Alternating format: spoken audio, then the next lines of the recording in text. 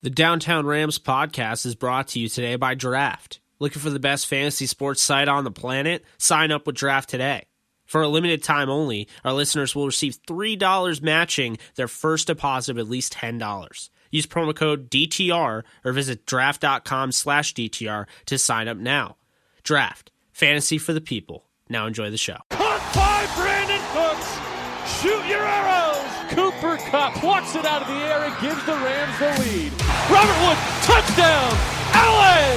Goff goes crashing into the end zone. Aaron Donald almost beat the football there. Corey Littleton, have yourself a day. Picked off. Marcus Peters coming off the edge, and Ryan will be wrapped up by Clay Matthews. Everett in stride. Wow! Franklin Myers gets his hand down there. Leto got a hand on it. Did he pick it? He did!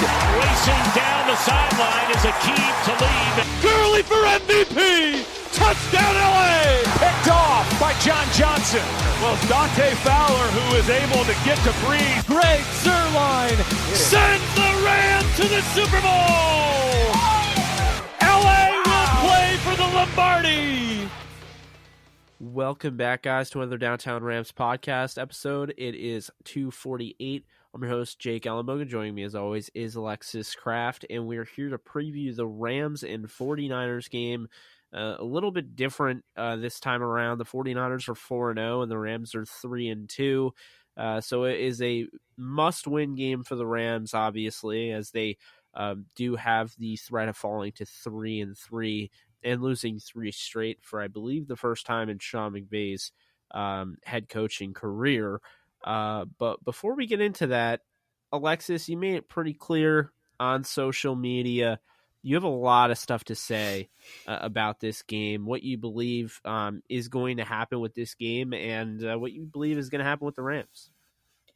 Yeah, I think it's not uncommon for me to have to kind of take on the role of kind of the brutally honest or maybe super opinionated Rams fan. I think a lot of times when you're a fan of a team, it's really hard to admit that there are some shortcomings on a team or admit that there's a time to be worried.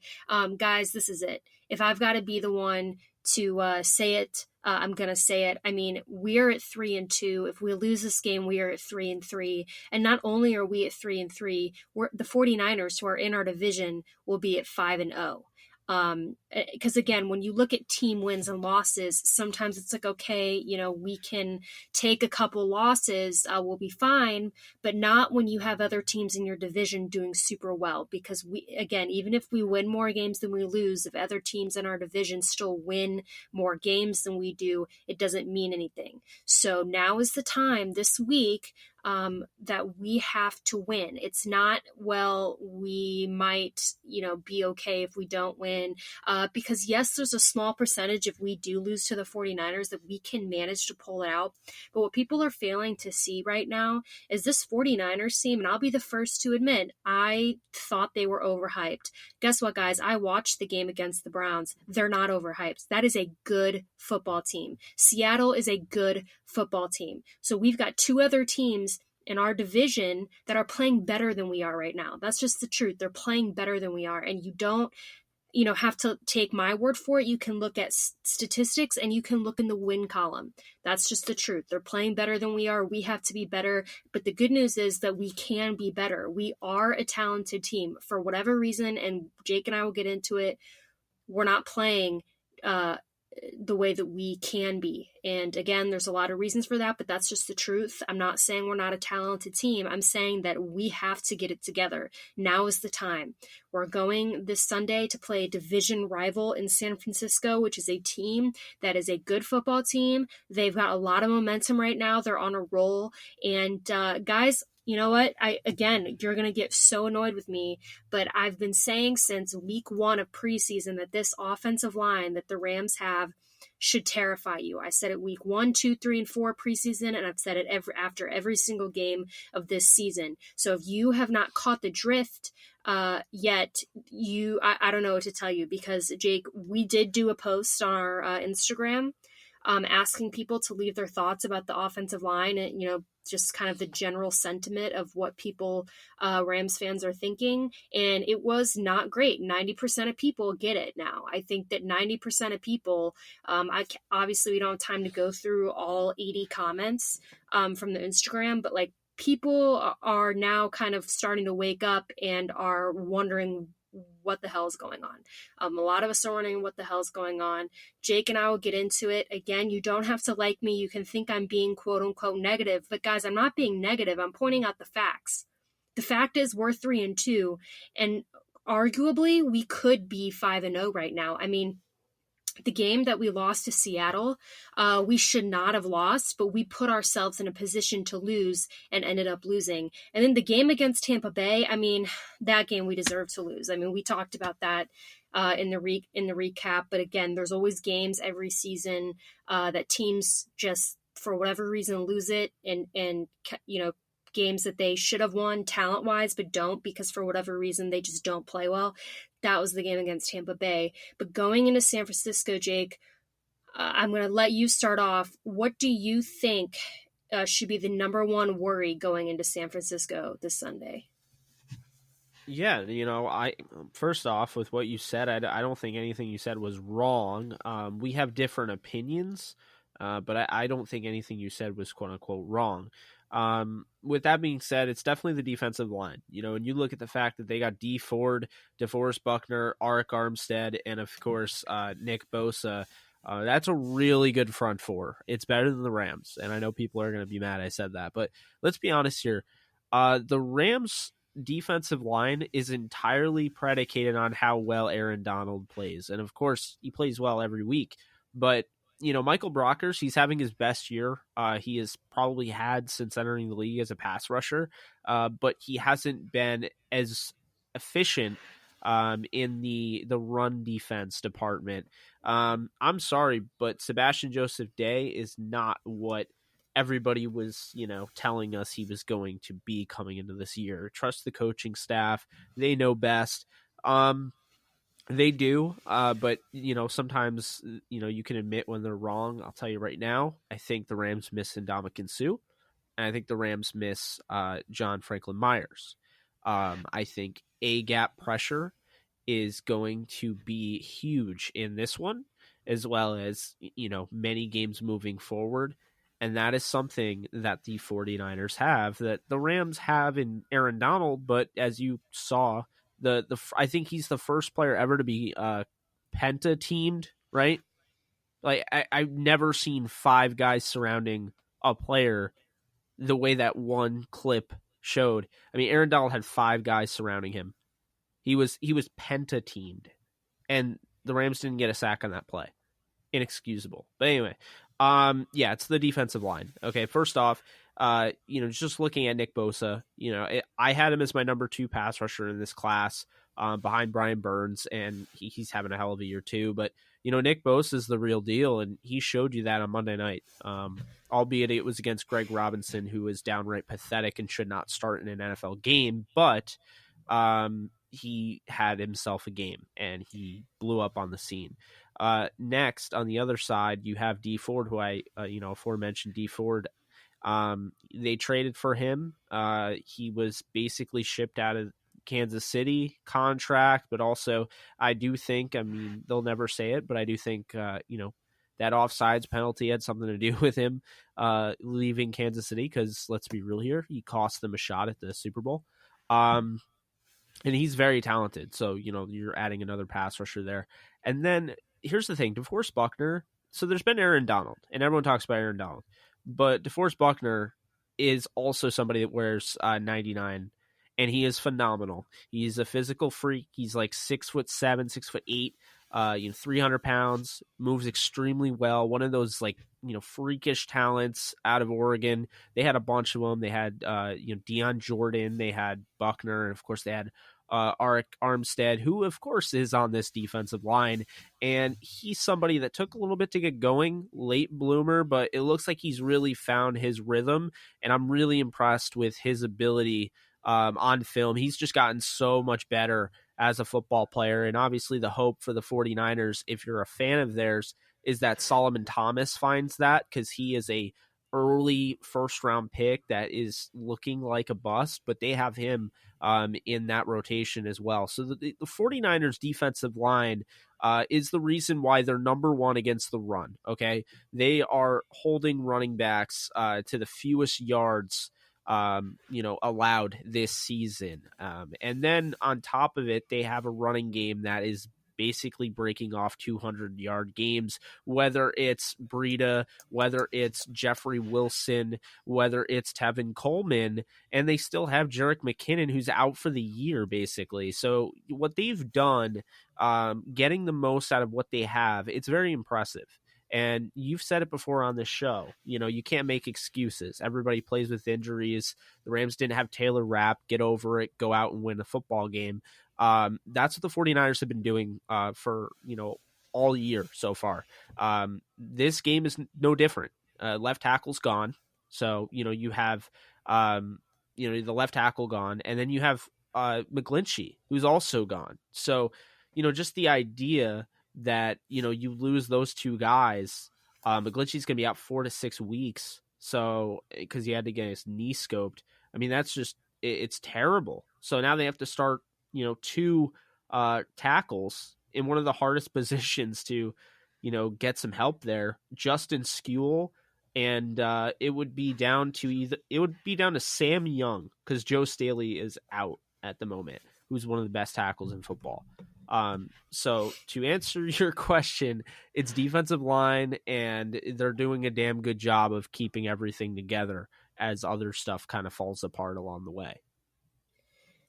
Listen, if you are a Rams fan and you are not terrified for this defensive line to go up against our offensive line, then you have not been watching the first 5 games of the Rams season, okay? Or you didn't watch a San Francisco 49ers game, because listen, none of the people on the front line for the 49ers are Aaron Donald caliber, but let's be real, nobody is. The difference between our defensive line and their defensive line is we have Aaron Donald, and they've got 4 solid guys on that front line. One of them is Nick Bosa, who is the real deal. As you mentioned, this kid has been playing phenomenally. He's going to have a heyday with our offensive line if they keep playing the way they've been playing. So to repeat word for word what I've been saying on every single podcast before now is this offensive line terrifies me. That is what we need to watch out for in this game against the 49ers. Granted, they played better against Seattle than I thought that they would, which is a good sign for that game. But guys, keep something in mind, right? We barely beat the Cleveland Browns. We did beat them. A win is a win. I'm not complaining. We won the game. We played better than they did overall. The 49ers slaughtered Cleveland, okay? They won 31-3. I don't know how they didn't win 50-3. I mean, let's be real. I thought the 49ers were just going to absolutely murder Cleveland. Granted, Cleveland has not been playing as good as everybody thought that they would. But again, going back to facts, we inched one out over Cleveland. The 49ers blew them out, okay? This is not a game. I see people on Twitter or social media all the time talking about, oh, yeah, Rams are going to San Francisco and we're going to, beat the hell out of them and we're going to win in a landslide and all this. If you're just, listen, they might be saying that just to get into it, 49ers fans on Twitter, because people do that all the time. If you're saying it for that reason, that's cool. But if you actually believe that, then you need to reevaluate some things. We can win this game, but we aren't going to do it the way that we've been playing. And that's going to start with the offensive line, because the offensive line, as most people know, don't only impact, their play, I should say, but they impact Jared Goff significantly. Okay. If this offensive line crumbles, Jared Goff is going to crumble, and it's just going to go way downhill from there. I mean, you can go to Downtown Rams Instagram. We put up a post and asked people to leave their comments about the Rams offensive line. I think everybody who commented on that was spot on. You can go read the comments, have some discussion. If you commented on that, I did see your comment. I didn't respond to them all. But then the second thing that I think we need to watch out for in this game is our secondary, because our secondary they've been good this season, but then there's been times that they have literally not been good. And I guess it's just a consistency issue. But what's so weird about the San Francisco 49ers team is they don't really have any threats on offense. They just have been consistent. I mean, they don't have, unless I'm blanking right now, they don't have any quote unquote superstar players on their offense right now. You could argue George Kittle. George Kittle is probably, the biggest star on that offense, but they don't have anybody, a huge name on there. But what they do, this 49ers team, at least what they did against the Browns, and from what I've seen from them this season, is they are very, they throw quickly and they involve their running backs in the passing game. I mean, all you have to do is look at Matt Breida's game against the Browns. Matt Breida is a good running back, but he is not a great running back. He's not as good of a receiver as people would think if they watch that game. But San Francisco's game plan has been very unique in the sense that they've been involving their running backs in the receiving game as well. They've been making the most out of their receivers, which, like I said, they don't really have any great receivers. They've just been consistent. So those are the two things I think we need to look out for. But as far as on the Rams side, I think our strength in this game is if our offensive line can just play halfway decent, I do think Jared Goff could have some fun in this game. The real threat is Richard Sherman. I mean, Richard Sherman you can never count out. Unfortunately, we're super familiar with him because he played with Seattle before he went to San Francisco. But if we can stay away from Richard Sherman, I don't see anybody in that secondary or really on that defense, the linebacking core, that is going to be too much of a problem for Jared Goff. I think the only issue he's going to have in this game defensively is that defensive front. And again, that's really going to fall on the offensive line. They have to step up. Again, I don't know how they're going to do it. I don't know if they're going to do it. I don't know if they can do it. But I think if they can at least contain them for a little bit, I think that Jared Goff will be fine. But again, it's just something that it's entirely up to them. There's nothing we can really do about it. Jake, I don't really know if you have anything you want to add on to that. But all I'll say before I hand it over to Jake is...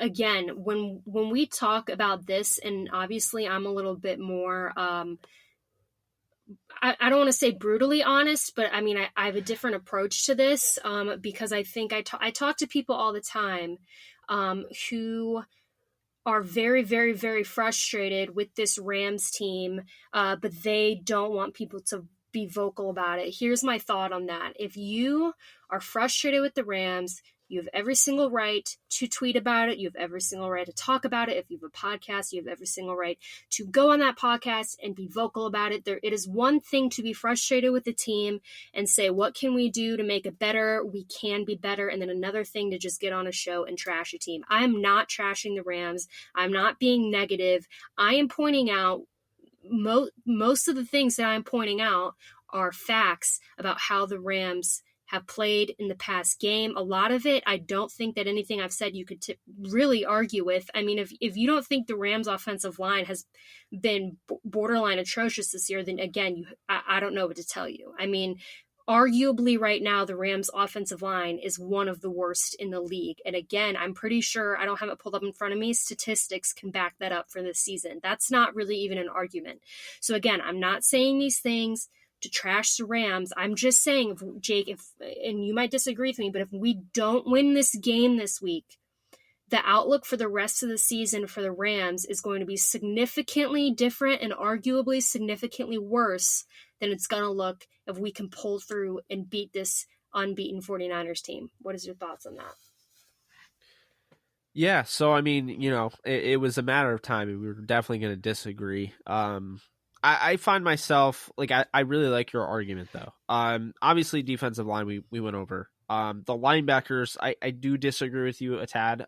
Fred Warner is phenomenal. He flies all over the field. He is their middle linebacker. He took over for Reuben Foster. He's the future there. They signed Quan Alexander, so they have a lot of speed in the linebacker group.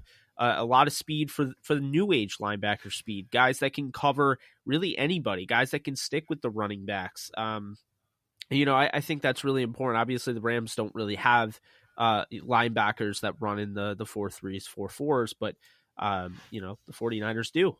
Dre Greenlaw is somebody out of Arkansas, rookie. He's got a cool story, but I think he's obviously one of the starters there. I think he's pretty solid. And then the secondary, Richard Sherman's a revitalized Richard Sherman. Last year, it kind of felt as though he was kind of hitting that wall. This year, he's back, definitely letting you know he still is there and playing some good ball. Akello Witherspoon, I'm really interested in him because the thing is he has continued to develop as a corner. And the thing with Akello Witherspoon that people just don't realize is this guy is 6'3". He came out of that Colorado group with Chidobe Awuzie and Tedrick Thompson and all those guys. So, he definitely is going to be something in this league, and he's really turning it on. Tavares Moore and Jaquiski Tart in the back end of the secondary at safety. Love Tart. I've been a fan of Tart for a while. Jimmy Ward is obviously talented, and then Kawan Williams, the nickel. They have a really good-looking defense. Then you go to the offensive side of the football, and Dante Pettis, I'm a huge fan of. He was my number one receiver coming out of that draft in 2018, but he has struggled, a little bit, just coming back from an injury. Obviously, they don't have their third-round pick in Jalen Hurd. He has a back injury, so he's out. Marquise Goodwin, you talk about the speed and somebody that has, hurt the Rams since his days, even in Buffalo. Then you have Richie James, another speed guy. Kendrick Bourne, talented, underrated, physical receiver. And then Deebo Samuel, the rookie, who obviously we know what Deebo Samuel can do. And then George Kittle, who's a total Ram killer at this point in his career. I think he's the best tight end in football, best blocker for my money, and I would say he's the best receiver. He hasn't quite gotten his touches. I think this week they are going to rely heavy on George Kittle, and obviously Jimmy Garoppolo, Matt Breida. We talked about Tevin Coleman, Raheem Mostert, and Jeffrey Wilson. So, just going through this team, obviously, it's going to be hard for them to overcome Justin Skule at left tackle and Sam Young at right tackle, Mike Person at right guard, Weston Richburg at center, and Laken Tomlinson at left guard. I'm not a huge fan of their offensive line either. I will say this. I think coming into this game, doesn't it seem like the 49ers, it just looks so perfect for them. It's set up. Nick Bosa is now completely taken off in the league. Eric Armstead is a revitalized player. DeForest Buckner's a star. And then, of course, D Ford going up against, over the hill and getting up there in age, Andrew Whitworth, two first-year starters, and Noteboom and Allen, a mediocre at best, Austin Blythe coming off injury, and Rob Havenstein, who looks to have completely taken a step back and maybe even regressed at this point in his career, which would be a damn shame. So yes, instantly you look at that and you're like, okay, this can't be good, right? Well, I will say I was very encouraged on Thursday night. I think that the thing that it bothers me that the Rams lost that game, it really does. But like I said, when it happened, I was thinking these are losses that the Rams didn't have last year that they suffered later on in the year. You learn more in your losses than you do in your wins. The Patriots were 3-2 last year to this point, and everyone forgets the Miami Dolphins started off 3-0. The Jets were even 3-3 at one point. So it just kind of goes to show you the start of the season can be a little bit of fool's gold. The Ravens have kind of come back down to earth, and I mean, they were the highest scoring team in football for the first 2 weeks, and then they've completely crashed down. Lamar Jackson just had a rough game against the Steelers. All around the league, you start to see things just kind of mold into what they're going to be. It looked like the Cleveland Browns were onto something going up against the Rams on primetime. Maybe because it was in Cleveland, because when they went to San Francisco, they looked like a completely different team.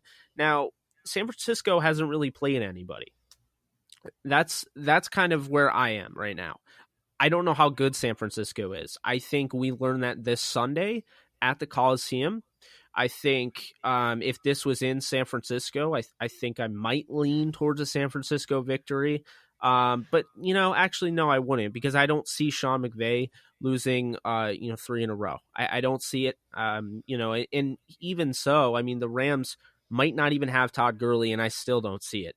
Todd Gurley has a quad injury, and Sean McVay mentioned that Malcolm Brown is ready to go if need be, and Darrell Henderson, and I quote, is somebody that they could, they might rely on maybe this week. So he said rely in response to having Darrell Henderson active.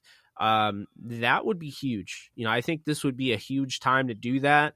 I think the 49ers have obviously been using a multi running backfield, looking at Breida and Mostert and, of course, Jeffrey Wilson, and now Tevin Coleman's back.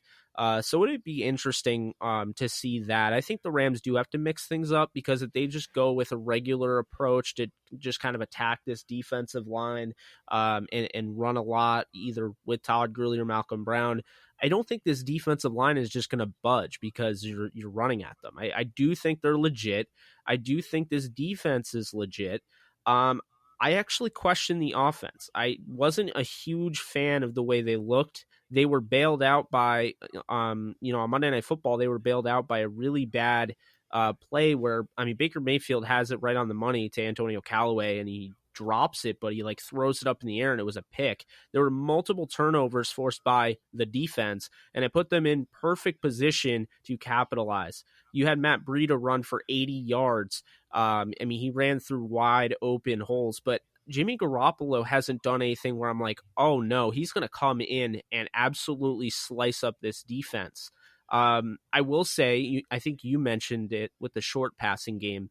When you have, no help at offensive tackle, that's really the only way that you can combat that, because you're going to get pressure all game long as Dante Fowler does his job and Samson Ebukam does his job, which I'm not entirely convinced Samson Ebukam is going to, but nonetheless, I expect, there's going to be a lot of short passing for, the 49ers. But the Rams, they did a nice job of that earlier in the season. They just need to show some consistency on defense. They, we know what they have.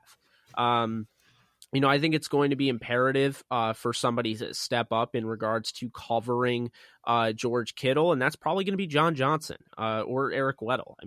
I think that's where they're going to go. I think they want a safety on him. I don't know, as much as I love Corey Littleton, I don't know if I'd put him on Kittle. I think I would probably lean towards John Johnson. That's kind of how they've defended him in the past. And whether it works or not, you can only hope to contain somebody that talented. So, this is definitely going to be an interesting game. I actually see it a little different, although I have to change my prediction, because originally I had the Rams going for 42 points and holding the 49ers to 21 at the Coliseum. I'm changing that, and here's why. If Todd Gurley doesn't play, I still think the Rams win. But if Todd Gurley doesn't play, those dynamic plays that Todd Gurley can put up consistently, I think are gone. I think you're looking at more consistent 5-6 yard gains, but nothing where, you can kind of break away. And so with Malcolm Brown, I could see, an 18 carry, 90-yard game with a touchdown, and then some, Darrell Henderson sprinkled in there with maybe 10 carries for 51 yards and then 4 receptions for 30 yards or something like that. That's how I see it going. And I think also they were onto something last week coming out of the half using the tight ends. They absolutely need to do that, because I think Jared Goff was never more comfortable at any point this season than when he came out of that half and started throwing to Gerald Everett and Tyler Higbee. So I'm taking a different approach in my prediction this week, Jake. I am going to predict the Rams lose and hope that because I predicted that, they win. I'm going to reverse psychology this prediction. Jinx. I'm going to reverse jinx it, but also give a prediction that I could see happening, but I'm going to hope it doesn't happen. So I'm going to have the Rams losing 24-21.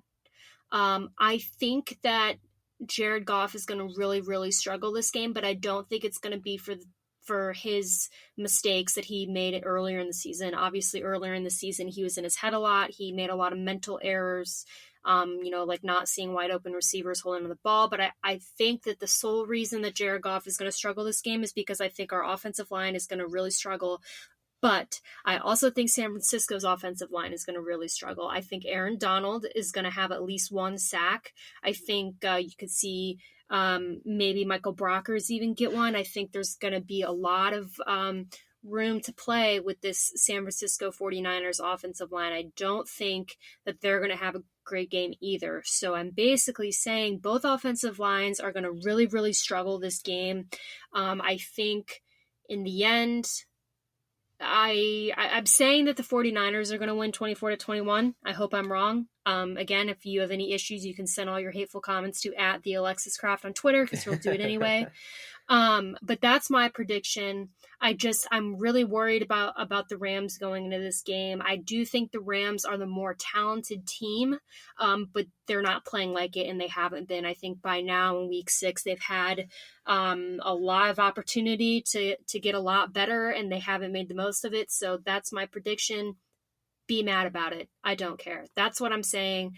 I hope I'm wrong. I think I could go either way. I do think it's going to be a pretty even game. I'll tell you this. The Rams are not blowing out the 49ers, and the 49ers are not blowing out the Rams. If one of those things happen, I'll be completely dumbfounded. But I do know that this will not be a blowout. It's going to be a close game, and I think it's really just going to come down to who makes better decisions. Yeah, so I gotta say, I find it really funny. I've mentioned already the Patriots thing there, but I find it really funny, the parallel there. The Patriots and Rams have flip-flopped from last year. The Rams were 5-0 at this point last year, and the Patriots were 3-2, and now the Patriots are 5-0, and the Rams are 3-2, and the Rams look a lot better than the Patriots did last year at 3-2. Patriots lost a rough game to the Titans, I believe, and the Lions. And the Rams, they lost 2 games which they could have won. Now, let's be honest here. Tampa Bay, did they deserve to win that game? No. But Seattle, they actually outplayed Seattle. They probably should have won by 10, and this is why you don't settle for field goals. I think the Rams learned their lesson. I think Sean McVay has had a lot of time, from that Thursday night game. Keep in mind, you play Thursday night, you get it, that little break there. You get the 49ers coming off a short week, headed to LA. The Rams haven't played, in LA since the Tampa Bay Buccaneers game. They had the Thursday night football game in Seattle. I do have the Rams. I'm switching my prediction because I don't know if Todd Gurley's going to play. And because of that uncertainty, I think it opens up the game a little bit for the 49ers. I am going to go with 34-24 Rams. I do think that, the 49ers can keep things, somewhat in check, obviously with their defensive line, but with George Kittle, who is a total weapon. One thing I'll say, though, I think the offensive line for the Rams is going to continue to get better. I'm saying this right now. Don't give up on the offensive line, the starters, I mean. The problem you and I had was the depth. There's no depth. So if anybody gets hurt, I mean, yikes. Like, you're going to have to go out and trade for somebody. But I think it's funny honest. how you say yikes when 10 expletives come to my mind at the thought of one of our offensive line starters getting hurt. Because look at how the starters, gotta keep it clean. Yeah, but look at how the starters are playing. Again, I'm not trying to trash the Rams, but you guys think I'm going off the rails and I'm being super negative now. If that were to happen, if we were to lose one of our offensive line starters, I would drive to the Rams facility and offer to take one of their spots. That's how confident I am that I would play better than one of our Rams backups. We won't get into it because I do think, you're saying that you think that they'll get better. I do think that they might get better as well. It just would have been nice if they could have gotten it together before week 6.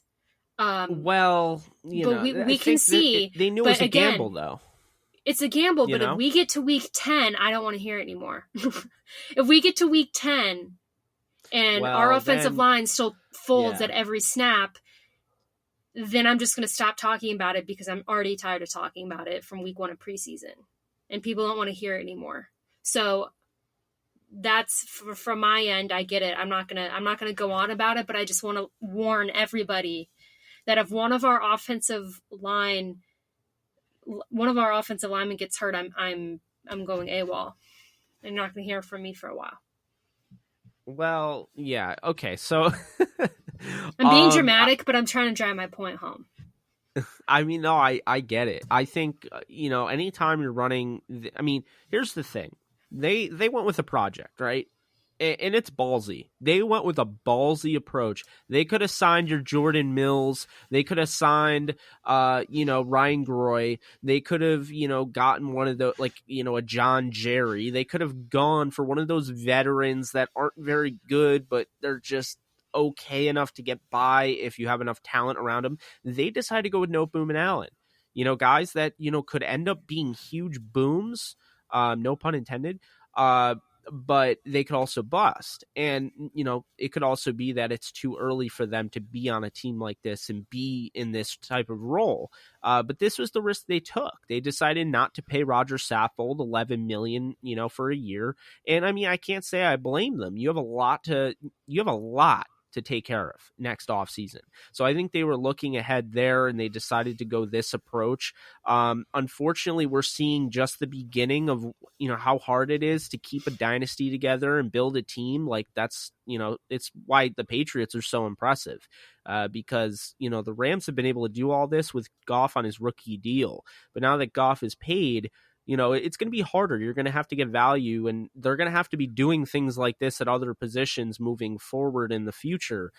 So again, this is a project. Projects either work or they don't, and they take time if they work. They never work immediately, right? So, I think the Noteboom Allen thing is going to work. I think Noteboom, if, worst comes to worst, is your left tackle next year. I think he's a better tackle than a guard.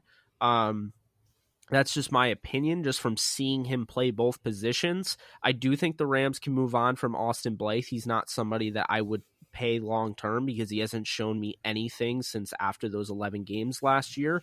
And I do think that you could even look at somebody like, David Edwards. If it gets bad enough in the trenches, maybe try and work him in at guard or, maybe even make a trade. But here's the thing. They're riding this out.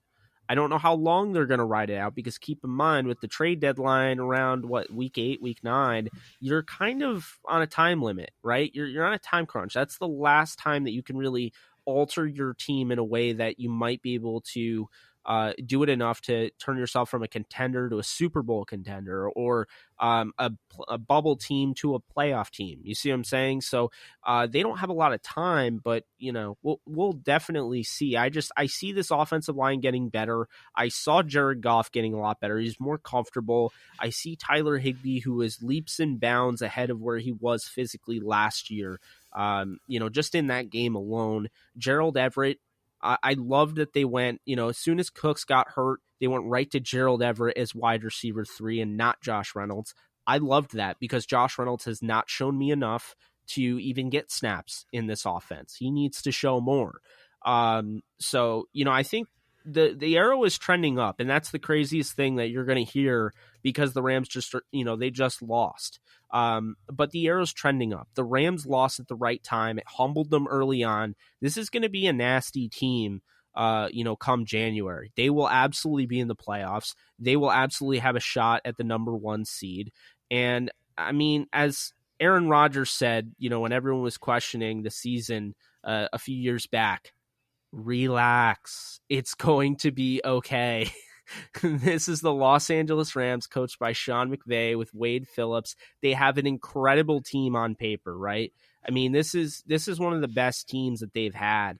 And I do 100% think that they're going to get this thing working. And when it starts working, I think it's going to be the perfect time. I think the offense is going to be best. It's going to hit probably week 10. You'll start to really see the improvement. And now you're talking about this is around the time they have that, rough stretch with Dallas and, Baltimore and Pittsburgh. I mean, that's when you're really going to need to have those road graders and be able to, carve out running lanes and be able to win on the road and, just come through. And the key is the offensive line. So I do see this. This is a huge game regardless. If they lose, it's huge because, you lost 3 straight. You have to find a way to pick yourself back up, learn what it's like to win again after, you just learned what it's like to lose. And now the 49ers have the advantage because they have an easier schedule after this, at least for the short term. and they're 5-0. So then, they have the tiebreaker over you, and they have easier opponents. And oh, by the way, the Seahawks have the tiebreaker over you.